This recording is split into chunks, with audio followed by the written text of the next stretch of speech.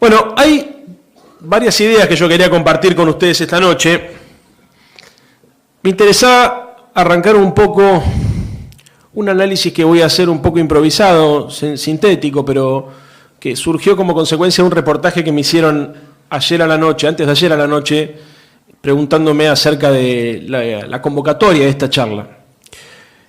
La verdad yo no lo había reflexionado lo suficiente. Me preguntaron qué opinaba acerca del rol del movimiento obrero y del movimiento estudiantil en todas estas jornadas de lucha. Y yo, a diferencia de Fernanda, no soy optimista. Yo, como diría Gramsci, yo soy pesimista de la inteligencia, pero optimista de la voluntad.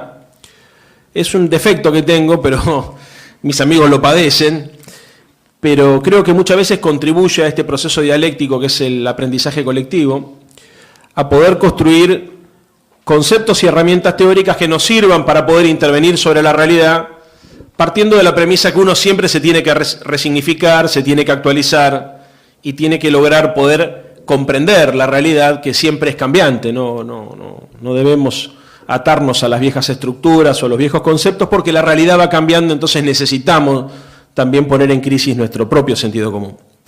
Entonces, dicho lo cual, me puse a pensar acerca de cuál era el rol del movimiento obrero y cuál era el rol del movimiento estudiantil, y tengo que confesar que sentí una profunda desilusión.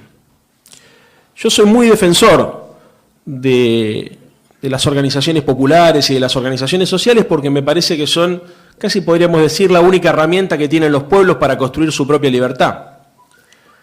Pero porque también soy responsable con lo que digo, yo soy consciente, y creo que muchos de ustedes también, que tanto la CGT como la FUA están en deuda con la democracia y están en deuda con el pueblo argentino.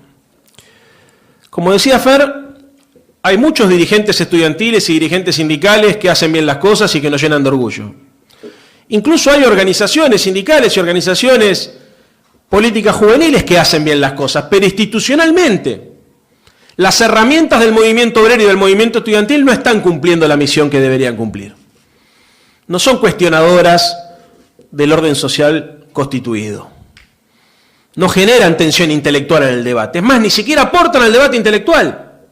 Sí hay dirigentes estudiantiles y dirigentes sindicales que son lúcidos y que aportan transparencia, que aportan rebeldía, que aportan una mirada profunda sobre los problemas de los argentinos y de los argentinos. Pero no hay institucionalmente herramientas formales, ni del movimiento obrero, ni del movimiento estudiantil que cumplan la función que cumplieron, por ejemplo, en el Cordobazo.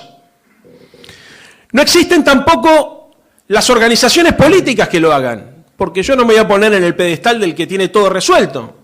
O sea, yo trabajo todos los días para hacer de Unidad Ciudadana una fuerza política que le dé a los argentinos una herramienta de expresión y de intervención sobre la realidad.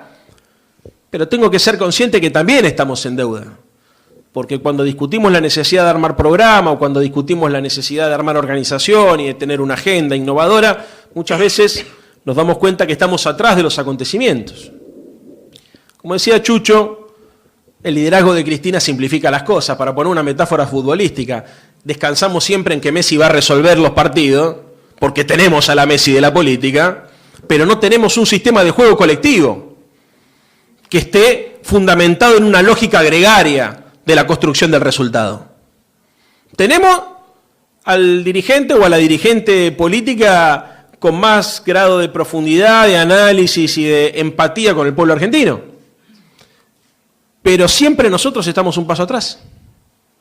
De hecho, una de las cosas que suelo reclamarle a los compañeros de la juventud de nuestro espacio, de mi propia organización y de organizaciones hermanas, es que tengan el coraje y la rebeldía que tuvo la generación de Néstor y Cristina para proponer elementos irruptivos que generen novedades. Porque cuando uno se pone a pensar, las únicas novedades que se produjeron en la política contemporánea son las que fueron protagonizadas y animadas por tipos de más de 50 o 60 años. Obviamente que está el tema de las mujeres y ahora lo vamos a analizar en profundidad cuando hablemos cuál es el modelo de organización que tenemos que construir para alcanzar la unidad del campo nacional y popular. Pero también quiero decir que esa demanda fue acompañada por innumerable cantidad de personas que tenían una concepción romántica de la vida en el sentido más profundo de la palabra romántica. O sea, se animaron a pensar que se podía cambiar la realidad, transformarla estructuralmente, Ambición que muchas veces resulta extraña para las organizaciones juveniles de todos los partidos políticos, que se acomodan a la realidad con una facilidad que a mí francamente me hincha las pelotas. Nos acomodamos muy fácil al pragmatismo, somos muy dóciles a la hora de aceptar las convenciones, los acuerdos, los pactos, las listas, las resoluciones. Tenemos cierta tranquilidad, no quiero hacer casos particulares porque de verdad estoy pensando en abstracto, en general, es algo que he notado. De hecho, decíamos la vez pasada, bueno, fíjense ustedes que las novedades que se aportaron al espacio, como la idea de la ciudadanía, la idea de la batalla por disputarle a la derecha la batalla por la libertad, o la idea de construir una nueva mayoría, entendiendo que la mayoría no era la recreación de lo que se había hecho en el 2011 o en el 2009, sino que era la construcción de una nueva mayoría, porque atrás del concepto nueva mayoría hay la idea de una sociedad distinta, con otros desafíos, con otros temores, con otros actores, con otros protagonistas, con gente que antes no votaba y ahora vota, y con gente que antes votaba y como se murió dejó de votar. Algo tan simple como eso. Y la verdad que fue Cristina la que trajo esas propuestas a la mesa de debate. Y yo recuerdo cuando estábamos en abril en Comodoro Pi, que nos convocó a construir ese frente ciudadano, esa nueva mayoría, que nos pidió que no lo chifláramos a Bocio, no le hicimos caso, lo chiflamos igual. Pero el concepto fue muy interesante, básicamente porque yo noté la incomodidad que generó alrededor mío. Compañeros que lavaban, porque me acuerdo esa tarde llovía, era una tarde horrible, en Capital Federal, todos preocupados y preguntándose a qué se hace referencia, qué carajo está diciendo Cristina, que nos pide salir de nuestra zona de confort e ir a disputarle a la derecha su propio electorado. ¿Se acuerdan que ella decía, históricamente la izquierda se ha sentido más cómodo con la bandera de la igualdad que con la bandera de la libertad? Pero me parece que sería un error de parte nuestra que le dejáramos a la derecha que levante esa bandera, porque en realidad no hay libertad sin igualdad. Entonces nosotros tenemos que ir a buscar la bandera de la libertad también, no permitamos que eso suceda. Y porque hay que dar esa discusión, hay que terminar con el esquema sectario de los que piensan que todos lo saben y todos lo resuelven, y avanzar hacia una construcción ciudadana. Bueno, se imaginan, yo vengo de la Unión Cívica Radical, me sentía contento, pero notaba la incomodidad de los compañeros del peronismo que decían, ciudadano, es un concepto liberal. Es más, Cristina dijo en un momento, yo ya lo he discutido con un compañero, yo siempre pensé que fue Máximo, y que le hizo la objeción, le dijo, che, ¿a vos te parece ciudadano? Y ella desarrolla 3 o 4 ideas muy simples pero muy profundas, donde nos propone a todos pensar que lo que viene no tiene nada que ver con lo que pasó. Incluso después Maxi toma parte de eso y dice, che, dejémonos de hinchar las bolas con esto de cantar vamos a volver, porque en el fondo es hacerle el juego a la reacción. Nosotros tenemos que hacer un planteo propositivo. Digamos, la esperanza no está asociada a la nostalgia, la esperanza está asociada, ¿no es cierto?, a los sueños, a lo que está por delante, no a lo que está por atrás. Y esa creatividad hoy está vacante en la política argentina.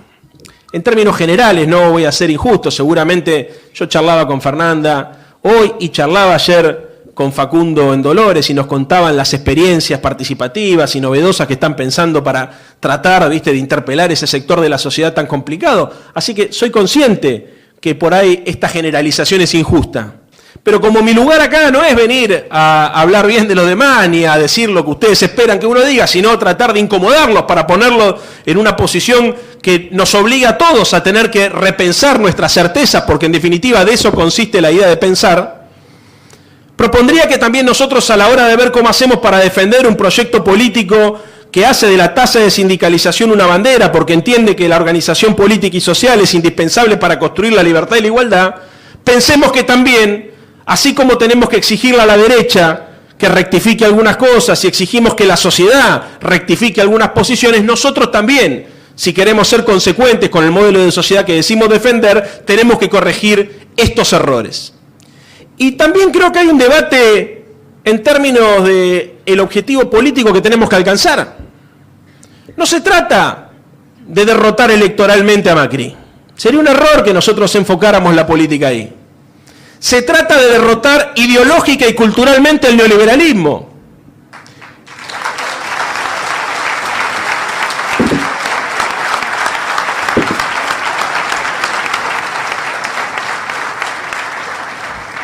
Y lo digo con mucha convicción, porque no entender este cuadro de situación nos puede llevar a cometer errores del tipo táctico estratégico y presuponer que todos los problemas de la Argentina se resumen en que una manga de facciosos se apropió de las estructuras del Estado.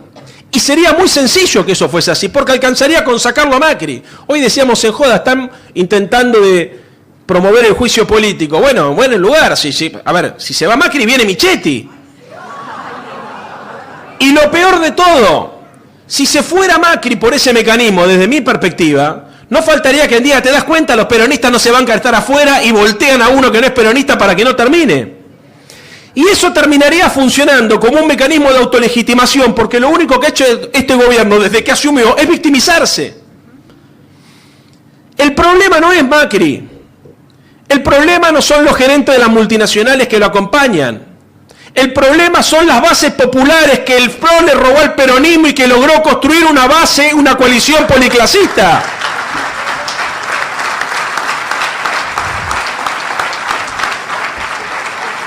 Yo vengo de la ciudad de Buenos Aires y en el sur de la ciudad de Buenos Aires todos los barrios humildes votaron por Cambiemos. Y no solamente esta vez, sino la anterior y la anterior a la anterior. Esa coalición policlasista se sostiene sobre una premisa. Se sostiene sobre la premisa que en realidad el neoliberalismo, antes de ser un proyecto económico y social, es un proyecto cultural. ¿Y qué es el neoliberalismo? Porque hay mucha gente que es neoliberal incluso sin saber que es neoliberal. Es más, la mayoría de los neoliberales, en términos cuantitativos, lo son por ignorantes, no porque adscriban conscientemente un proyecto. Piensan como neoliberales cada vez que dicen, a mí la política no me importa. O cada vez que te dicen, Macri no va a robar porque es rico. O cada vez que te dicen, estos tipos se entienden de economía, ¿no te das cuenta que se llenaron de oro? Entonces, como les va bien en el mercado, presuponen que es lo mismo administrar el Estado y arbitrar los intereses del conjunto. Bueno, el neoliberalismo es la ideología del poder real. El neoliberalismo es la ideología del status quo y del poder real. ¿Y saben qué? Siempre es cómodo y es fácil ponerse del lado de los fuertes. Es cómodo y es fácil. Eric Fromm tiene un libro escrito que habla del miedo a la libertad. Alfonsín leía mucho a Fromm y hacía referencia a ese libro permanentemente. Cuesta ser libre, no es fácil. Cuando uno se pone del lado de los fuertes, de alguna manera descansa en que va a ser el otro el que va a resolver los problemas, el que tiene la responsabilidad de mandar, incluso el que va a tener la responsabilidad de pensar por uno mismo. El neoliberalismo, entonces, como proyecto ideológico y como proyecto cultural, no se sostiene sobre un partido político, se sostiene sobre un bloque de poder. Estos tipos no operan en el registro político electoral. Estos tipos y estas minas operan en todos los registros posibles. Es más, el discurso político más efectivo que multiplica los varones neoliberales es el discurso que no habla de política. Para ponerlo en un caso concreto, Mariana Fabiani hace más por el proyecto neoliberal que el señor Joaquín Morales Solá. ¿Por qué? Porque a partir de la reproducción de sus verdades neoliberales que va sembrando el sentido común, los disvalores del individualismo, la hipercompetitividad, el consumismo, la banalidad, la frivolidad, el hedonismo, y etcétera, y etcétera, y etcétera, la gente sin saberlo va asumiendo ese sentido común como el único sentido posible y termina entonces razonando que lo mejor que le puede pasar a la Argentina es que un tipo como Macri se haga cargo de administrar los intereses del conjunto. Este bloque de poder tiene al menos 4 patas, algunos dicen 5. En primer lugar, la política. Tiene una responsabilidad enorme. El que fue nuestro partido correligionario, entregado a los conservadores. Una vergüenza, defeccionando sobre su doctrina. Segundo lugar, Fer, ahí un poquito para ustedes, también hay un sector del peronismo que acompaña. Hay un sector del peronismo que acompaña activamente. Y hay un sector del peronismo que acompaña sin hacerse cargo, pero que les vota las leyes cada vez que necesita el gobierno que se las vote. Después tenés al poder económico y financiero. Eso los identificamos claramente. Son los que se enriquecen con cada vencimiento del EVAC, con el carry trade, con el flight to quality, con todas estas palabras en inglés que en definitiva es transferencia de ingresos de abajo para arriba. En tercer lugar, tenés a los medios masivos de comunicación, que son los que logran armar el andamiaje teórico, son los intelectuales orgánicos de la derecha, periodistas y economistas que se la pasan hablando desde un lugar de pretendida neutralidad para lograr convencer a la gente que su forma de pensar es la única forma posible. Carlos Marx decía que las ideas dominantes de una época son las ideas de su clase dominante. Bueno, acá se verifica el 100%. Y en cuarto lugar, el partido judicial. Porque si algo hace este bloque de poder, además de tratar de adoctrinar a un sector de la sociedad, es tratar de atemorizar a otro sector de la sociedad. El proceso de inoculación de odio del que decía Fer recién y hacía referencia, tiene como ariete principal al partido judicial. Pero ¿saben qué? La justicia, el poder económico, los medios de comunicación y la política tradicional no operan de manera separada, operan de manera conjunta. Con lo cual, nuestra lógica de acumulación y nuestra lógica de confrontación política no puede ser nunca solamente en el registro político electoral, porque vamos a fracasar. Incluso podría darse el caso que ganáramos electoralmente, pero que fuésemos derrotados en términos políticos. Me he cansado de decirlo. Yo tengo mucho miedo a los que dicen que todo se resuelve con la unidad del peronismo, porque podría darse el caso que venga un compañero que silbando la marcha peronista se haga cargo del Ejecutivo para hacer lo mismo que hizo Macri, y entonces nosotros terminaríamos siendo parte de lo que decidimos combatir.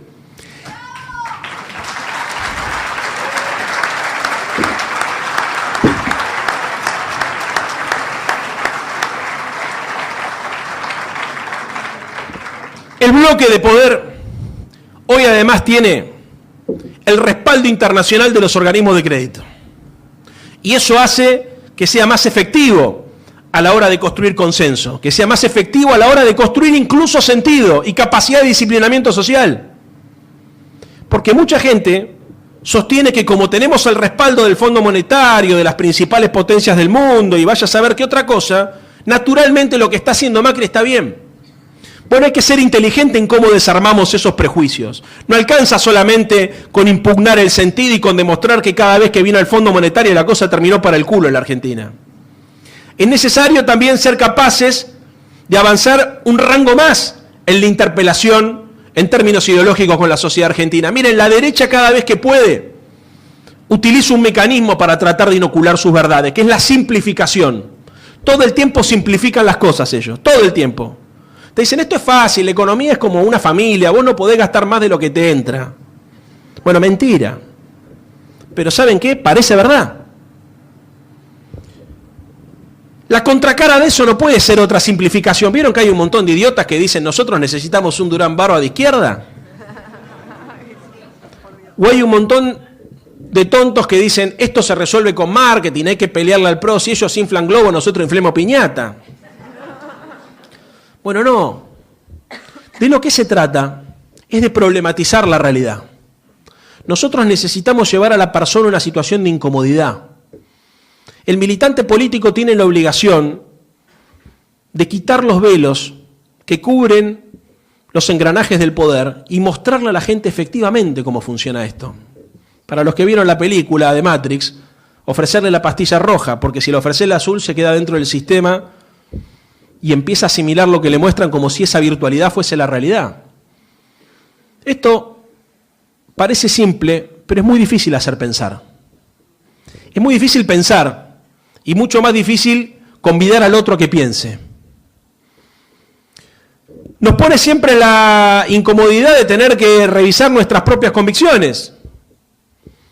Bueno, por eso yo muchas veces digo, preguntémonos seriamente si las consignas que nosotros decimos son reales, porque uno tiene que estar muy seguro de lo que va a decir para ir a interpelar al otro, para poner al otro en una situación de incomodidad, para moverlo ideológicamente, para obligarlo a que se corra, que es el primer paso.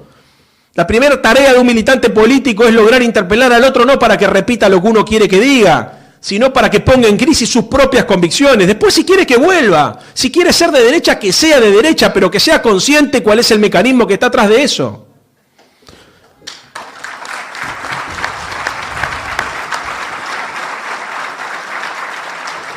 Con nosotros pasa algo parecido. Miren, yo me he cansado de escuchar la frase, esto cierra con represión. Y además todos decimos, esto cierra con represión. Es evidente que cierra con represión. Se están armando, le compraron, no sé, fusiles a los israelíes, carros de asalto, meten a las Fuerzas Armadas en la seguridad interior. Esto cierra con represión, esto cierra con represión. Es un error. Esto implica un proceso represivo, pero no cierra con un proceso represivo. Más importante que la coerción es el consenso. Esto cierra cuando nos convenzan a todos, o por lo menos cuando nos atemoricen a algunos, nos metan en cara a otros y convenzan a otros. Y es clave entenderlo, porque la construcción de la subjetividad es el terreno de batalla donde tenemos que dar la disputa. No es solamente ocupando las calles, no hay que abandonar las calles. Pero sería un error suponer que nosotros vamos a lograr derrotar cultural e ideológicamente al neoliberalismo organizándonos entre nosotros para entre nosotros acompañarnos cada vez que hay que hacer una protesta.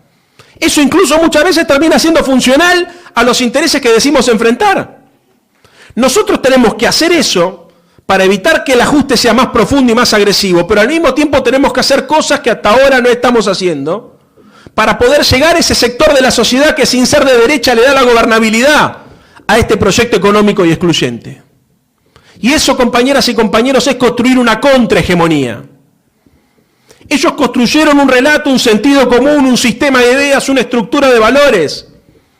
Y nosotros, para generar una alternativa política, para generar un gran movimiento nacional y popular, lo primero que tenemos que ser conscientes es que hay que generar un movimiento de igual volumen pero de contenido ideológico inverso. Así como ellos fueron capaces de repensar sus propias banderas para cuestionar, interpelar y robar parte de nuestro electorado, nosotros tendremos que hacer algo parecido, no copiando lo que ellos dicen, pero copiando incluso una palabra que si la pensamos en boca de ellos suena rara porque uno la asociaba con Néstor, que era la capacidad de innovar y la capacidad de transgresión. Ellos se reinventaron como fuerza política. Ellos dijeron cosas que desde la perspectiva de la derecha eran políticamente incorrectas. Hablaron de pobreza cero. Ellos que fueron responsables de los principales procesos de exclusión y de hambriamiento en la sociedad argentina. Ellos que fueron socios del Estado terrorista nos hablaron de la Revolución de la Alegría. Y ellos que toda la vida se identificaron como el Partido Conservador se llaman Cambiemos. Fíjense ustedes la perversidad. Porque quien domina. Y el cambio fue siempre una bandera de la izquierda. Regalarle el cambio a la derecha es un error estratégico imperdonable. Ahora, ese cambio tiene que ir con una orientación política. No es cuestión de poner toda nuestra libido y nuestra energía psíquica y física en función de cambiar por cambiar en sí mismo. Porque como hemos dicho en la campaña, el cambio muchas veces también es un retroceso. Entonces hay que hacer una lectura de cuál es su mecanismo de sujeción intelectual o de manipulación intelectual. Yo creo que ellos tienen tres pilares sobre lo que construyen el sentido común. Y los tenemos que tener claramente identificados para poder confrontar contra esos tres pilares, porque hay que desarmar las lógicas neoliberales que sostienen el pensamiento mayoritario de una parte de la Argentina. Hay otra parte que es directamente insalvable. El primer tótem, el estereotipo populista. ¿Qué está enfrente de Cambiemos? Los populistas. ¿Y qué es el populismo? Bueno, el populismo es un sindicalista y un sindicalista es vago.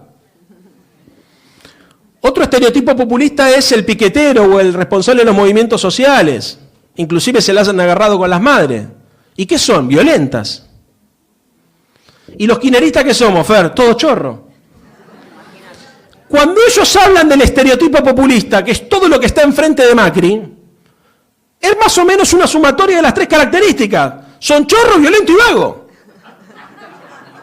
Fíjense ustedes, o sea, nosotros no es que generamos la asignación universal por hijo o los planes de inclusión social porque tenemos una mirada igualitaria de la Argentina. Es porque en realidad queríamos usar a los pobres para que nos voten. Y lo más triste de todo, hay mucha gente que se benefició con esos programas, que repite esos argumentos. Ahora, identifiquemos que esos son los argumentos que construyen su sentido común, porque si no va a ser imposible dar esta batalla cultural contrahegemónica. En segundo lugar, el paradigma económico neoliberal. Y acá tenemos a un gran intelectual orgánico de la derecha que se ocupa de inocular el paradigma económico neoliberal noche tras noche, que es el licenciado Alejandro Fantino.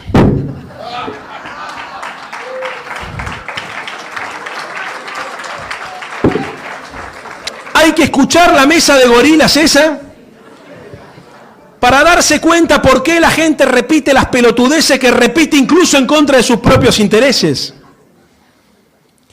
Yo escucho cosas, la verdad, que son alarmantes, porque ellos te hacen creer que la única forma de administrar la economía es el modelo del SEMA, el modelo de las usinas ultraneoliberales. Entonces te lo sientan Esper.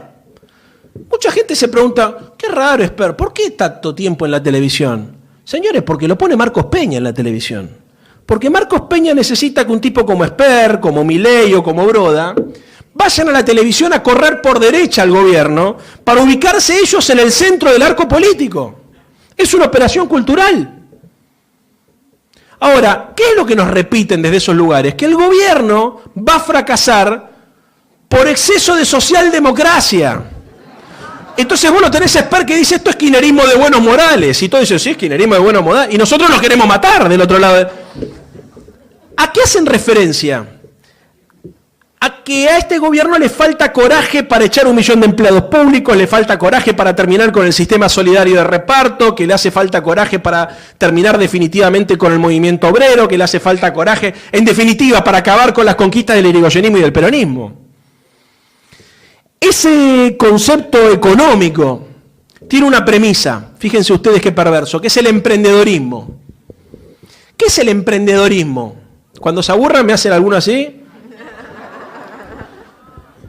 El emprendedorismo es la idea de que nosotros somos dueños de nuestra propia empresa, ¿no? Entonces, cada uno es gerente de su propia multinacional y tiene que salir a competir al mercado. Entonces, viste, pasa un día la gobernadora Vidal por la calle, ve a un muchacho haciendo chori para ganarse un mango y dice, acá tienen un emprendedor y saca la foto con la parrilla. Es real. Salta un asesor y le dice, escúchame, fíjate que eso forma parte de los fracasos de nuestra política económica y borran ese comentario porque es... Pero atrás de ese comentario que parece ingenuo, ¿qué hay? La desinstitucionalización del mercado laboral. Cada uno se las arregla como puede. Atrás del emprendedorismo, ¿saben qué hay? Convenios individuales de trabajo. A la mierda el convenio colectivo, a la mierda el sindicato. ¿Se dan cuenta? Es la hiperindividualización de la sociedad. Que cada uno se ocupe de su propio culo y después que el otro se las resuelva de acuerdo a sus capacidades o a sus talentos, dicen ellos. Y el tercer elemento sobre el que construyen esta hegemonía es la subjetividad capitalista. ¿Qué es la subjetividad capitalista? La subjetividad capitalista es ni más ni menos que el sentido común que se expresa en la vida cotidiana. ¿Por qué es tan cómodo y tan fácil ser del PRO? Porque alcanza con repetir las cosas que te dicen desde chico. ¿Por qué tiene que estudiar un buen alumno? Porque tiene que conseguir un buen trabajo para ser alguien en la vida. No tenés que estudiar para ser una buena persona o para disfrutar el conocimiento o para aportarle algo a la sociedad. Le tenés que estudiar para hacerle caso a mamá y papá porque mamá y papá quieren que seas productivo. Y si no sos productivo no vas a ganar dinero y si no ganas dinero no vas a ser feliz. Entonces cuando uno dice, ¿por qué prende tan fácil el discurso de PRO en las clases populares? Porque en definitiva también es nuestro propio discurso. También en nuestro propio discurso. Se basa sobre la premisa de que el ser humano se define en función de lo que consume. Entonces somos felices a partir de nuestra capacidad de acumular bienes materiales. Y hacemos entonces del mercado una religión y del Dios dinero o del dinero un Dios. Y el fetiche de la propiedad privada resulta que es más importante que cualquier otra cosa en la vida. Incluso el derecho de propiedad es superior al derecho de la propia vida. Y ahí está la doctrina Chocobar para respaldar lo que estoy diciendo. Y ese consumismo después ¿en qué se expresa? En la idea de la meritocracia. Uno tiene que hacer un mérito individual para poder ser competitivo y productivo en la vida a los efectos de poder ser eficiente en términos de las reglas del mercado. Y la meritocracia te lleva siempre a la idea individualista, contraria al precepto gregario y colectivo. Y entonces ahí se empieza a plantear una suerte de metamorfosis en el sentido de la sociedad. Y vamos al último punto, que es la idea del darwinismo social. Muchas veces nosotros solemos presuponer que las personas deseamos vivir en una sociedad de iguales. Y eso es un error también. Hay mucha gente, y cada vez más se animan a decirlo en público, que prefieren vivir en una sociedad desigual porque sostienen que a partir de la desigualdad se consigue el progreso social sobre la premisa de la supremacía del más apto, del egoísmo y de la codicia como motor de la historia. Mucha gente se pregunta, por ejemplo, ¿por qué fracasó la ley de medios? No, la culpa de Sabatel. No, le voy a poner un caso concreto con esto. La ley de medios fracasó porque cuando nosotros le decíamos a la gente que los grupos monopólicos tenían que desinvertir, el concepto de desinversión no entraba en la subjetividad en la cabeza de las personas comunes, porque una persona, digamos, en definitiva, es exitosa en la vida si logra acumular dinero. ¿Cómo le vas a pedir que desinvierta? Bueno, porque nosotros no hemos logrado poner en crisis la idea del derecho de propiedad y la idea de propiedad privada. Si no pones en crisis el lugar o el rol que ocupa la propiedad privada de nuestra propia subjetividad, ¿cómo pretendes avanzar hacia la transformación de una sociedad más justa y una sociedad de iguales? Si vas a encontrar barreras y obstáculos en tu propia clase social, que no va a entender tus propias consignas. Entonces, la construcción de una contrahegemonía es sin lugar a dudas el tema que está pendiente por todos nosotros. Y para esto, sin querer extenderme más, pero me parece que es importante decir estas últimas cosas, nosotros necesitamos construir una contrahegemonía que a su vez esté basada en 3 pilares. El primero de ellos es un programa de gobierno. Nosotros necesitamos construir un programa de gobierno que transforme nuestros sentimientos en valores, nuestros valores en ideas, nuestras ideas en políticas y nuestras políticas públicas en programa de gobierno. Si no, no se puede dar la discusión real acerca de cómo intervenir sobre la realidad. Necesitamos construir un programa de gobierno que le dé fuerza social a la democracia, un programa de gobierno que permita avanzar hacia las libertades positivas, no solamente las libertades negativas, como decía Alfonsín, ir de la república a la democracia, porque la democracia no es la democracia política, sino es la democracia social. Esto que charlaba recién Fernanda, ¿no es cierto? El concepto tan claro para entender el neoliberalismo, por un lado, las pensiones son por altas o por bajas, no, las pensiones son derechos, ¿no? Porque tenés el derecho a planificar tu propio proyecto de vida, entonces el Estado te asiste con eso. Bueno, eso forma parte de un concepto ético fundamental para construir un programa de gobierno. Segundo lugar, la unidad. Y todo el tiempo se habla de la unidad de los distintos sectores políticos y sociales, que son los que tienen la responsabilidad de juntar esas mayorías heterogéneas y bla, bla, bla. No. La unidad no es la unidad de los dirigentes políticos a la unidad de las organizaciones políticas. Si todos sabemos que hay dirigentes, la mayoría de los dirigentes políticos que vamos a la televisión no representamos nada. Son muy pocos los que tienen votos propios. Macri, Cristina, Vidal y pará de contar. Tampoco es la unidad de las grandes organizaciones y los grandes aparatos partidarios. Todos sabemos que hay muchas organizaciones que se dicen muy peronistas, muy populares, pero que tienen tal vez incluso menos votos que militantes, porque se asociaron con Carolina Stanley, y ahí dejo de hablar.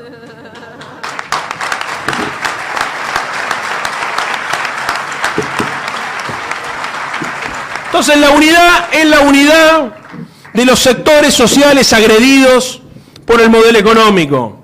Es la unidad de los nuevos actores que surgen como consecuencia de los nuevos desafíos.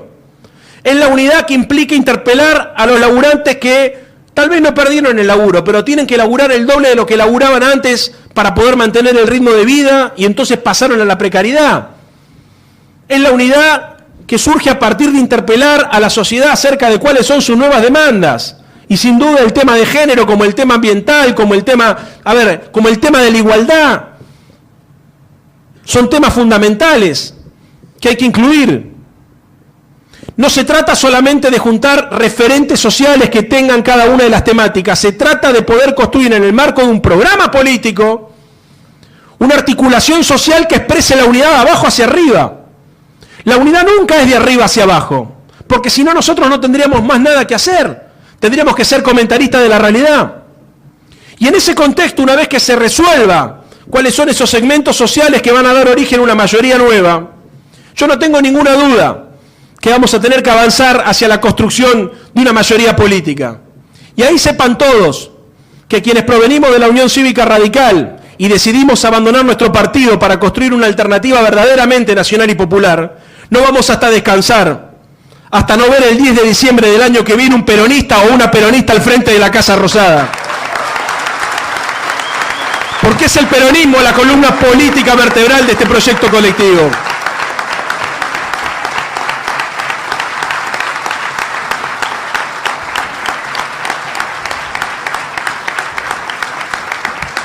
Lamentablemente no va a ser la Unión Cívica Radical ni va a ser otra fuerza política la que encabece esto. Y lo digo desde mi pertenencia histórica, pero lo digo también muy tranquilo de saber que comparto la militancia, que compartimos la militancia con compañeras y compañeros que a pesar de provenir de procedencias históricas y culturales distintas hemos confluido y nos sentimos verdaderamente hermanados en el marco de un proyecto para el país. Y por último, un programa, una unidad social y política y una batalla fundamental, que es la única bandera que no podemos permitir que se lleve la derecha, que es la batalla ética. Esta guerra ideológica, esta guerra de posiciones, como diría Antonio Gramsci, se da en el terreno de la ética. Es imposible construir una mayoría popular si nosotros permitimos que en el imaginario colectivo la ética sea una bandera de la derecha. Porque ellos que se formaron toda su vida para hacer guita y fugar sus activos al exterior, no nos pueden venir a correr a nosotros que consagramos nuestra existencia en una causa que nos trasciende, diciendo que ellos vienen a reparar los daños que se generaron en nuestro país. Los daños que se generaron en nuestro país no los generaron ni los radicales ni los peronistas, los generaron los neoliberales que infiltraron el radicalismo y que infiltraron el peronismo. Entonces contra la ética neoliberal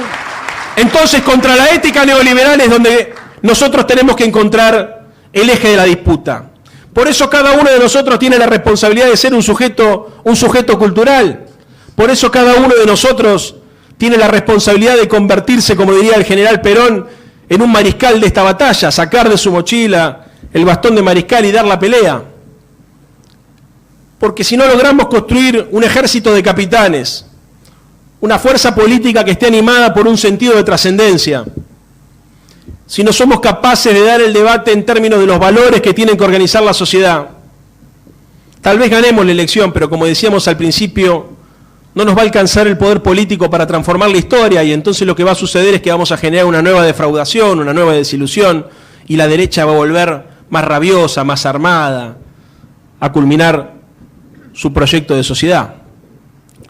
Es ética la bandera y es ética la batalla. Y la ética no es la ética neoliberal, ni es la ética del conformismo, ni es la ética de un partido en particular. Es la ética de la militancia. Quienes somos militantes políticos somos parte de un colectivo que nos une más allá de nuestras pertenencias históricas. Los que sabemos lo que es meter la mano dentro de un tacho de ferrite y que no se te vaya de las uñas durante una semana, o quemarnos los dedos con la soda cáustica para pegar carteles, o barrer una unidad básica, o colgar las banderas en una esquina, en definitiva, hacer algo por el otro, no por uno mismo, tenemos la responsabilidad de transformar esa esencia en una consigna de lucha. La ética militante se sostiene sobre la vocación de servicio y la vocación de poder. Para enfrentar al neoliberalismo, la única forma que tenemos las personas comunes, las personas de a pie, es reivindicar nuestra propia condición. La derecha trató de humillarnos, trató de hacernos perder la autoestima, trató incluso de avergonzarnos de nuestra identidad. No se puede construir una Argentina de iguales si nosotros aceptamos esa condición de inferioridad y de subordinación cultural y moral. La batalla ética, compañeras y compañeros, es tan simple como ser lo que nosotros somos y conseguir que en la Argentina los valores que ordenen nuestro sistema social sean los valores, como dice la marcha, del amor y la igualdad. Muchas gracias.